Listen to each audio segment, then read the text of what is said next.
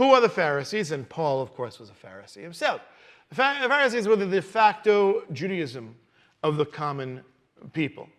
At the time of the Second Temple, the time of the Gospels, first century, there were no more than 6,000 actual card-carrying devotees. So when we think about the Pharisees themselves, their influence far outweighed their participation. So if you think about the population of the Jewish people in Israel, and forget outside of Israel, just inside of Israel.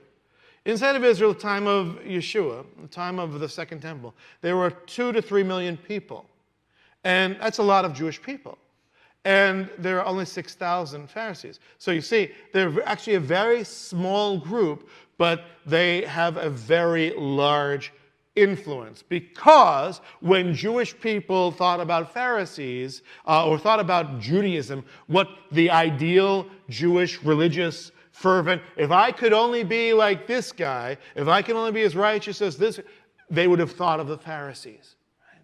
And the Pharisees effectively defined what were the commonly accepted standards for Judaism. They set the agenda. They are as I said, a strong influence group. And Pharisaic Judaism, after the temple is destroyed in 70 AD, and the power base of the Levites, the priests, the Sadducean system were broken, that left the Pharisaic Judaism as the only Judaism at the time standing, the only Jewish group, the only Jewish sect that still had any influence, that still had any reason to continue.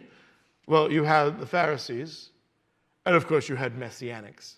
Okay, but by that point, the split between the Jewish Christians and the rest of Judaism as a system had been affected.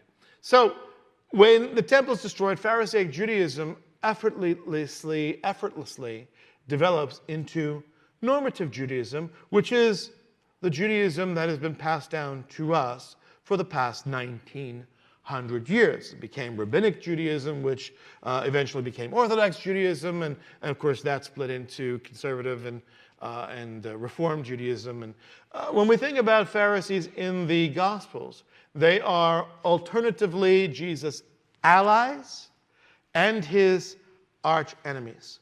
We see some friendly Pharisees, and we see some decidedly unfriendly Pharisees in the Gospels.